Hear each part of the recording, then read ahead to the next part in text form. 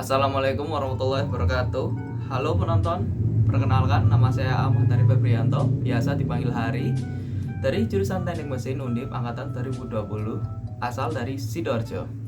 Di sini saya mewakili kelompok 27 untuk membahas topik mengenai las listrik untuk memenuhi penugasan praktikum proses produksi tahun 2022.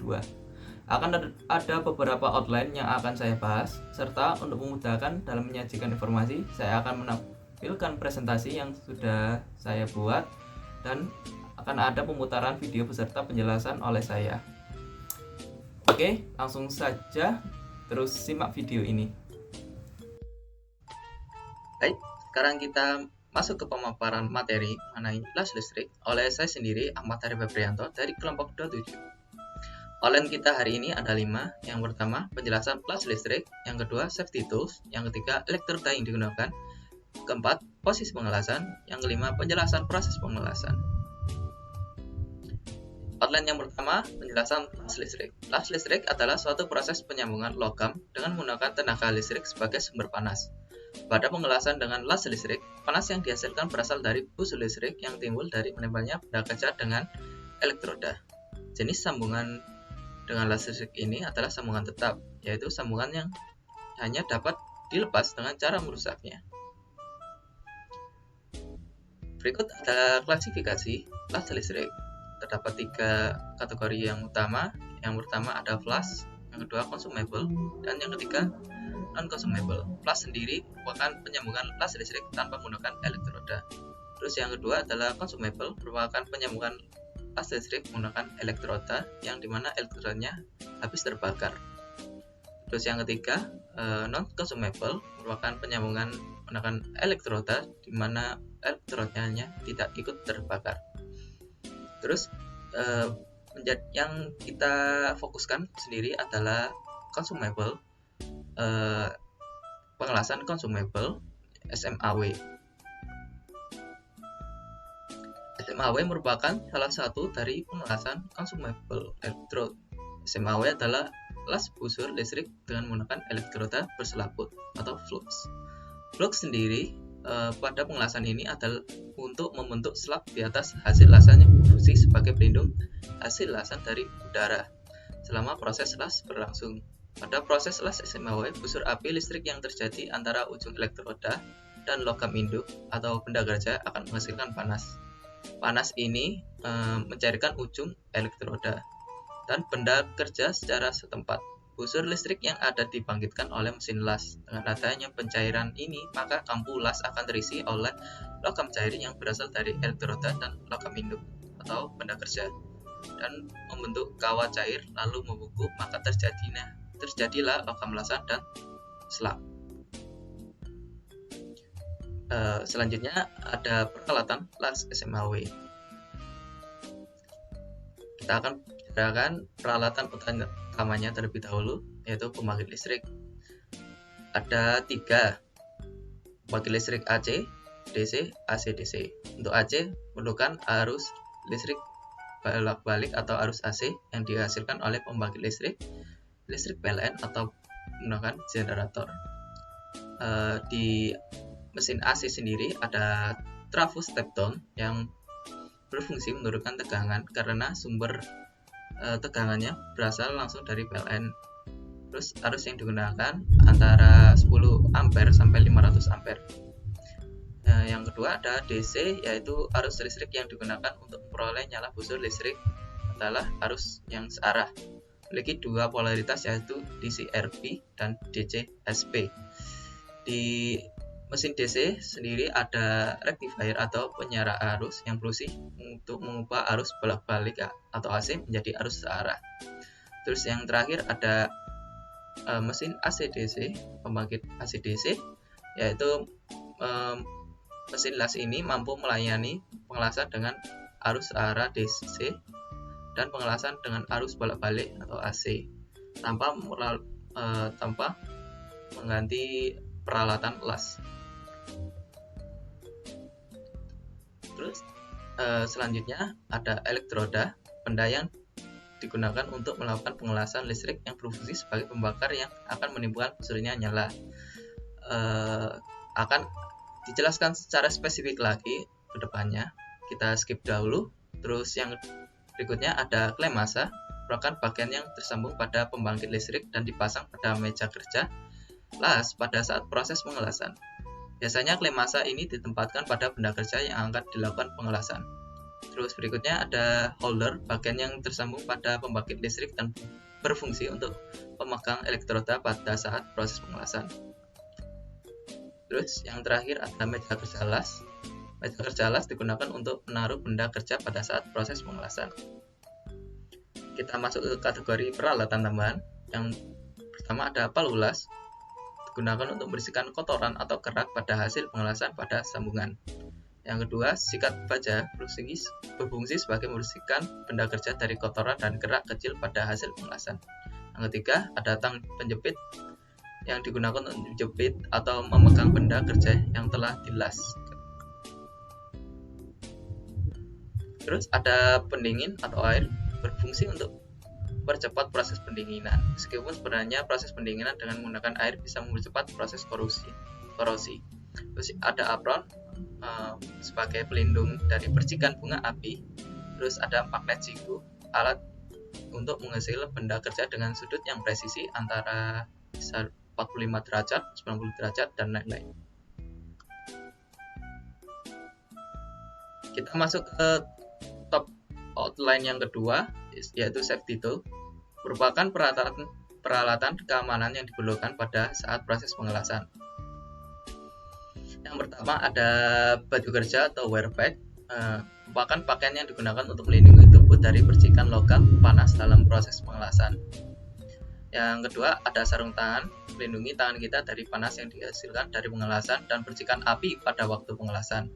Yang ketiga ada topeng las yang berfungsi sebagai pelindung mata kita dari cahaya las yang sangat menyilaukan mata. Yang keempat ada kipas blower sebagai penyedot asap pada saat proses pengelasan agar asap dari pengelasan tidak terhirup secara langsung. Yang berikutnya ada safety shoes, melindungi kaki apabila material yang dilas berbahaya serta melindungi dari percikan logam panas. Baik, sekarang kita masuk ke outline yang ketiga, elektroda yang digunakan. Elektroda yang dipakai pengelasan SMAW mempunyai kode atau simbol di mana kode tersebut mengandung arti kekuatan tarik, posisi, pengelasan, dan jenis bahan kimia tertentu sebagai flux atau pembungkus. Fungsi utama flux adalah melindungi cairan logam dari udara luar. Untuk pembacaan kode elektroda sendiri, terdapat simbol E, double X, Y, Z, dan A. S sendiri artinya elektroda, double X sendiri kekuatan tarik, Y posisi pengelasan, Z karakteristik flux atau coating dan penetrasi busur listrik, dan A komposisi kimia logam pengelasan. Berdasarkan spesifikasi AWS atau American Welding Society, filler metal untuk elektroda terbungkus bisa dilihat pada tabel berikut. Untuk elektroda yang memiliki kode A5.1 sebagai contohnya bisa digunakan untuk carbon steel cover arc welding dan seterusnya. Ada gambar. Terus untuk kekuatan tarik elektroda diwakili oleh simbol double X. Misal kita ambil bila double X-nya 60, minimum tensile strength-nya yang dimiliki sebesar 425 MPa, untuk minimum yield strength-nya sebesar 345 MPa. Terus kita ke posisi untuk pengelasan elektroda diwakili oleh simbol Y tadi. Misal kita ambil contoh 1, posisi yang digunakan pengelasannya adalah flat, horizontal, vertical, overhead. Terus ke karakteristik flux atau coating dan penetrasi busur listrik diwakili oleh simbol Z. Kita ambil contoh, kita elektroda yang Z-nya adalah 0, tipe arusnya menggunakan DCRP, penetrasinya dalam atau deep, coatingnya selulosa sodium. Untuk perhitungan elektroda, ambil spesimen Pico Steel RD460, spesifikasinya AWS A5.1, klasifikasinya E6013. AWS A5.1 menunjukkan elektroda digunakan untuk carbon steel cover arc welding. Terus untuk dari klasifikasinya E6013 didapat yaitu sebagai perwakil dari double S. Minimum tensile strength-nya 425 MPa, yield strength-nya 345 MPa. Dapatkan juga berdasarkan klasifikasinya, YINA adalah 1, posisi pengelasannya adalah flat, horizontal, vertical, overhead. Terus untuk setnya yaitu 3, tipe arusnya menggunakan AC, DC SP, DC RP. Untuk pendeterasinya sangat ringan, terus coatingnya berbutyl dan potasium. Terus kita lanjut ke outline yang keempat, posisi pengelasan. Posisi pengelasan atau sikap pengelasan adalah pengaturan posisi dari gerakan arah dari elektroda pada saat proses pengelasan dilakukan. Untuk posisi sendiri, untuk kategori groove weld plate, yang pertama flat 1G, lasan permukaan rata atau datar dan dilakukan di bawah tangan. Kemiringan elektroda sekitar 10-20 derajat terhadap garis vertikal dan 70-80 derajat terhadap benda kerja. Terus ada tegak horizontal atau 2J, mengelas merata di mana kedudukan benda kerja dibuat tegak dan arah elektroda mengikuti horizontal. Elektrodanya dibuat miring sekitar 5-10 derajat terhadap garis vertikal dan 70-80 derajat ke arah benda kerja. Terus lanjut ke 3G, tegak vertikal apabila dilakukan arah pengelasnya ke atas atau ke bawah dengan kemiringan elektroda sekitar 10-15 derajat terhadap garis vertikal dan 70-85 derajat terhadap benda kerja. Terusnya ada overhead 4G, benda kerjanya di atas bagian juru las dan kedudukan elektroda sekitar 5-20 derajat terhadap garis vertikal dan 70-85 derajat terhadap benda kerja. Terus kategori fillet weld plate, posisi di plate yang 1F, posisi di bawah tangan, yaitu permukaan rata datar, miringan lasnya dengan 10-20 derajat terhadap garis vertikal dan 70-80 derajat terhadap benda kerja. Terus horizontal 2F, seperti yang 2G ya. Terus untuk vertikal 3F, pengelasannya seperti 3G. Terus 4F juga sama dengan 4G. Terus kita ke kategori groove weld pipe, flat dengan pipa yang dapat diputar 1G. Pengelasan pipa dengan posisi datar dan pipa dapat berotasi sehingga welder tetap berada di atas pipa horizontal.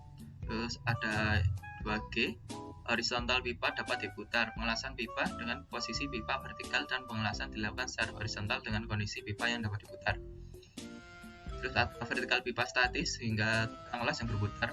Pengelasan antara pipa dengan kondisi pipa yang tidak dapat berputar sehingga juru lasnya memposisikan diri untuk mengelas melingkar. Terus ada miring sekitar 45 derajat dan pipanya statis 6G. Pipanya statis dengan sudut 45 derajat sehingga juru las harus memposisikan diri untuk mengelas pipa secara melingkar. Sekarang ke penjelasan proses pengelasan, nantinya akan saya tampilkan video. Baik, sekarang kita lanjut ke video pengelasan. Pertama-tama saya mohon maaf bila adanya kekurangan dalam pemakaian safety tools karena ketersediaan bengkel yang tidak ada sarung las beserta apron. Saya himbau kepada semua penonton untuk tetap memakai safety tools secara lengkap agar terhindar dari kecelakaan kerja. Untuk lasnya sendiri menggunakan mesin las listrik DC. Terus untuk elektrodanya RT460 dari Nico Steel. Terus untuk plat besinya dengan maksud saya ketebalan 1,2 mm. Pertama-tama pastikan elektroda sudah terkait dengan holder, terus klemasannya berada di atas benda kerja. Untuk memastikan arus mengalir pada holder, kita bisa menggeserkan elektroda ke klemasa. Bila sudah ada nyalanya api, bisa kita lanjutkan proses pengelasannya.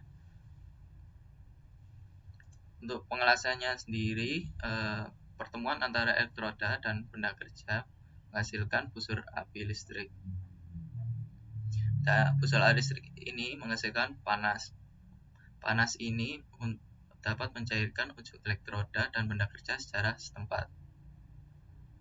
Dengan adanya pencairan ini, maka kambulas akan terisi oleh logam cair yang berasal dari elektroda dan logam benda kerja, dan terbentuklah kawah cair lalu membeku, terus terjadinya ada logam las dan perak. Untuk posisi pengelasannya menggunakan sisi las datar atau 1G. Kita bisa skip ke sini.